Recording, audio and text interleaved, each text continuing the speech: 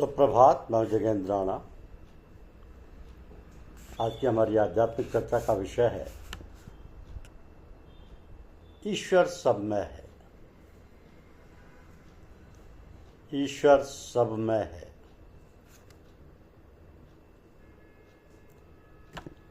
मैं जो कुछ भी अनुभव करता हूँ तो सबको ईश्वर देखते हैं। जो ऐसा अनुभव करता है उसको कभी पाप नहीं लगता। उसका प्रत्येक व्यवहार भक्ति में बनता है। वह अति शुद्ध व्यवहार है और यही तो भक्ति है। जिसके व्यवहार में दंभ है, अभिमान है, कपट है, उसका व्यवहार शुद्ध नहीं। जिसका व्यवहार शुद्ध नहीं उसमें भक्ति में उसे भक्ति में आनंद आता ही नहीं।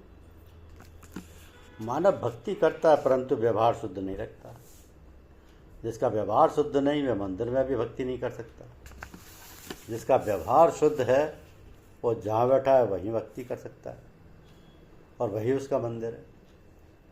तो व्यवहार और भक्ति में बहुत अंतर नहीं है। अमुक समय व्यवहार का, अमुक समय भक्ति का, ऐसा विभाजन नहीं है। रास्ता चलते, गाड़ी में यात्रा करते समय, दुकान में बैठकर धंधा करते समय, सर्व काल में और सर्व स्थल में सतत भक्ति करनी है। बहुत से लौकिक कार्यों से विश्राम लेने के बाद जो भी समय मिले उसमें भक्ति करना, यह मर्यादा भक्ति कही जाती है। मर्यादा भक्ति में व्यवहार और भक्ति अलग अलग होते हैं, परंतु पुष्टि भक्ति में व्यवहार और भक्ति अलग नहीं होते, एक ही होते हैं। भक्त बाजार में शाक भाजी लेने जाए, ये भी भक्ति है। उसका ऐसा भाव है कि मैं अपने ठाकुर जी के लिए शाक भाजी लेने जाता हूँ। प्रत्येक कार्य में ईश्वर का अनुसंधान ऐसे कहते हैं, यह है पुष्टि भक्ति। तो प्रभु का स्मरण करते करते घर का काम करो, यह भी भक्ति है। घर पर ठाकुर जी का घर है, घर में कचरा रहेगा तो ठाकुर जी नाराज होंगे, ऐसा मानकर झाड़ू देना भी भक्ति है। मेरे नारायण आरोग्य हैं, ऐसी भावना से किया हुआ भोजन भी भक्ति है। बहुत सी बार माताओं को ऐसा लगता है कि कुटुंब बहुत बड़ा है, जिससे सारा दिन रसोई घर में ही चला जाता है, सेवा पूजा कुछ नहीं हो पाती। परंतु घर में सबको भगवत रूप मानकर की हुई सेवा, ये भी भक्ति है। भक्ति करने के लिए घर छोड़ने, व्यापार छोड़ने की आवश्यकता नहीं है। केवल अपने ही लिए कार्य करो, ये पाप है। घर के मनुष्यों के लिए काम करो, ये व्यवहार है, और परमात्मा के लिए काम करो, ये भक्ति है। कार्य तो एक ही है, परंतु इसके पीछे भावना में बहुत फर्क है। महत्व क्रिया का नहीं, क्रिया के पीछे हेतु क्या है, भावना क्या है, क्या महत्वपूर्ण है। मंदिर में एक मनुष्य बैठे बैठे माला फेरे परंतु विचार संसार का करे, दूसरा मनुष्य प्रभु का स्मरण करते करते बुहारी करे, तो उसे माला करने वाले से ये बुहारी करने वाला श्रेष्ठ है। व्यवहार करो, व्यवहार करना खोटा नहीं, परंतु जो व्यवहार प्राप्त हुआ है उसमें विवेक की आवश्यकता है। मनुष्य की सतत भक्ति में आनंद नहीं आता। अपने जैसे साधारण मनुष्य का मन 5-6 घंटे परमात्मा का ध्यान सेवा स्मरण करने के उपरांत कुछ और मांगने लगता है। निरंतर मिठाई मिले तो मन में अभाव होने लगता है। वैसे मनुष्य को सतत भक्ति करने का अवसर मिलने पर वह भक्ति नहीं कर सकता। भगवान में से उसका मन हट जाता है। शरीर को थकान होती है, वैसे मन को थकान होती है। 5-6 घंटे सेवा स्मरण करने के उपरांत मन थक जाता है, इसलिए दोनों प्रवृत्तियों को ढूंढता है। भक्ति के लिए प्रवृत्तियों का निरंतर त्याग करने की जरूरत नहीं है। प्रवृत्तियों को सतत भक्ति बनाओ। भक्ति 2-3 घंटे की नहीं, 24 घंटे की करो। अपनी प्रत्येक प्रवृत्ति को भक्ति में बनाओ, भक्ति बनाओ। बड़े बड़े संत भी प्रारंभ में धंधा करते थे।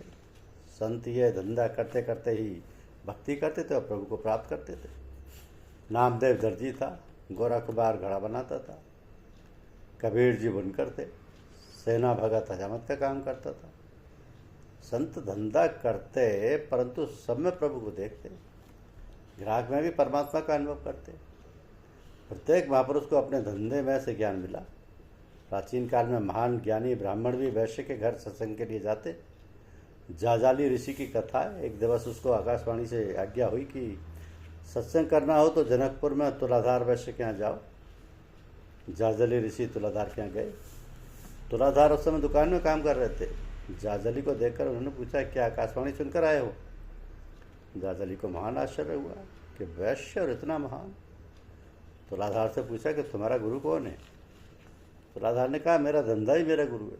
मैं अपने तराजू की डंडी ठीक रखता हूँ, किसी को कम नहीं तोड़ता, बहुत नफ़ा नहीं लेता, मेरी दुकान पर आने वाले ग्राहक प्रभु का अंश है, ऐसा मानकर व्यवहार करता हूँ।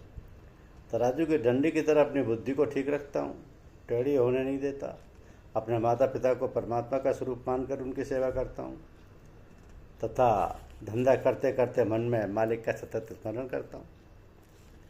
तो धंधा करने में ईश्वर को भूलो नहीं, तो तुम्हारा धंधा ही भक्ति बन जाएगा। ठाकुर जी का दर्शन करने में यदि कोई दुकान दिखे तो दुकान का कामकाज करने में भगवान क्यों ना दिखे। कोई वैष्णव दुकान में श्री द्वारकानाथ जी का चित्र पधराते हैं, ये ठीक है, परंतु द्वारकानाथ सदा हाजिर हैं, ऐसा समझकर व्यवहार करें, ये बहुत ज़रूरी है। जब तक देह का भान है तब तक व्यवहार तो करना ही पड़ेगा। व्यवहार करो, परंतु व्यवहार करते करते परमात्मा सब में विराजते हैं, ये भूलो मत। व्यवहार में अपने धर्म को मत छोड़ो। जीवन में धर्म ही मुख्य है, अन्य चीज़ें गौड़ हैं। मर्त्यावतार स्तुव्य मर्त्य शिक्षणम वृक्षो वधायव न केवलम विभो। श्री राम मानव समाज को धर्म का शिक्षण देने के लिए जगत में पधारे। श्री राम जी का प्राकट्य राक्षसों के संहार के लिए नहीं हुआ। श्री राम परमात्मा है, काल के भी काल है। श्री राम संकल्प करें तो एक क्षण में राक्षसों को तो क्या सारे संसार का प्रलय कर सकते हैं। श्री राम लंकाधीश रावण को मारने के लिए नहीं आए। श्री राम तो मानव मात्र में रहने वाले रावण का विनाश हो ऐसे धर्म का शिक्षण देने के लिए प्रकट हुए। अब रावण कौन है? ये काम रावण है, ये क्रोध रावण है, ये मोह रावण है। प्रत्येक मानव को स्वयं के अंदर रहने वाले इस रावण को धर्म का आचरण करके मानना है। जीवन में धर्म के आचरण का आदर्श राम जी ने जगत को बताया है। श्री राम धर्म की मूर्ति हैं। श्री रामचंद्र जी को धर्म पालन की आवश्यकता ही नहीं। राम तो ईश्वर हैं, ईश्वर होने पर भी समाज को धर्म का शिक्षण देने के लिए प्रभु ने मर्यादा का पालन किया है। तो जो धर्म की मर्यादा का पालन करते हैं उनका ही मन शुद्ध होता है। परमात्मा की आज्ञा समझकर जो धर्म की मर्यादा का पालन करते हैं उन्हीं को भक्ति का रंग लगता है। मानव भक्ति करे परंतु धर्म का पालन करे, मानव भक्ति करे परंतु धर्म का पालन ना करे तो उसके ज्ञान और भक्ति सफल नहीं होती। आजकल लोग मंदिर में बहुत जाते हैं, भक्ति बढ़ रही है ऐसा दिखता है, पुस्तकों द्वारा ज्ञान के प्रचार भी बहुत बढ़ता हुआ मालूम देता है। प्राचीन काल में ऐसा बहुत ज्ञान नहीं था। प्राचीन काल में तो ऐसा था जो 3 बार संध्या करे, गायत्री का जाप करे, ब्रह्मचर्य का पालन करे, सदगुरु की सेवा करे, उसी को ज्ञान मिलता था। आजकल तो संध्या करने की ज़रूरत ही नहीं, गायत्री जप करने की ज़रूरत नहीं, गुरु की सेवा करने की ज़रूरत नहीं। आराम कुर्सी में पढ़े पढ़े पुस्तकें पढ़कर ही लोग ज्ञानी हो जाते हैं और पीछे ज्ञान की अच्छी बातें करते हैं और धर्म का भाषण भी करते हैं। परंतु इस ज्ञान भक्ति से मनुष्य की जो शांति मिलनी चाहिए वो मिलती नहीं। उसका एक कारण है कि मानव धर्म का भूला हुआ है, वह धर्म पालन करता नहीं, मर्यादा पालन करता नहीं। तो जिस प्रकार भोजन की खाली बात करने से तृप्ति नहीं होती, उसी प्रकार ज्ञान की केवल बातें करने से शांति प्राप्त नहीं होती। ज्ञान को जीवन में उतारो तो शांति मिल सकती है। ज्ञान को जीवन में उतारना अर्थात धर्म के बराबर पालन करना। धर्म का फल है शांति, अधर्म का फल है अशांति। धर्म की मर्यादा का पालन ना करे उसको शांति मिलती ही नहीं। स्त्री की मर्यादा में रहे, पुरुष की मर्यादा में रहे। मनुष्य जब मर्यादा का उल्लंघन करता है तभी अशांति आती है, उसको ज्ञान भक्ति बह जाती है। तो भगवान को ये जरा भी सही नहीं होता। भगवान कहते हैं मैंने तुझे संसार में इसलिए ज्ञान नहीं दिया कि तू धर्म की मर्यादा को तोड़। भगवान उसको बहुत सजा देते हैं। ज्ञानी भैया जो धर्म की मर्यादा में रहे। कुछ लोग ऐसा समझते हैं कि आत्मा को पुण्य नहीं, आत्मा को पाप नहीं, आत्मा शुद्ध है, चेतन है, ब्रह्मरूप है, पाप और पुण्य के परे है, धर्म और अधर्म से परे है। सिद्धांत खोटा नहीं है, परंतु आत्मा जब तक देह में है, देह साथ है, तब तक थोड़ा सा भी देह का भान है, जब तक धर्म की बहुत आवश्यकता है। परमात्मा का ध्यान स्मरण करते हुए जो देहभान भूलता है वह धर्म की मर्यादा को भंग करे तो बाधा नहीं। ज्ञानी महापुरुष देहातीत दशा में रहते हैं। त्रिगुणातीत दशा में रहने वाले महापुरुषों के लिए धर्म की मर्यादा का बंधन नहीं रहता, वे धर्म नहीं छोड़ते। जब तक देह का संबंध है तब तक ये खबर रहती है कि मैं ये हूँ, मैं वो हूँ, मैं पुरुष या स्त्री हूँ।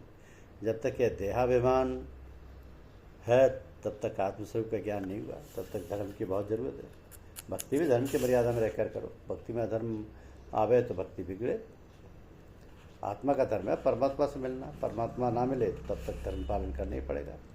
धर्म के पालन से मन शुद्ध होता है, पाप नष्ट होते हैं और परमात्मा के दर्शन होते हैं। धन्यवाद।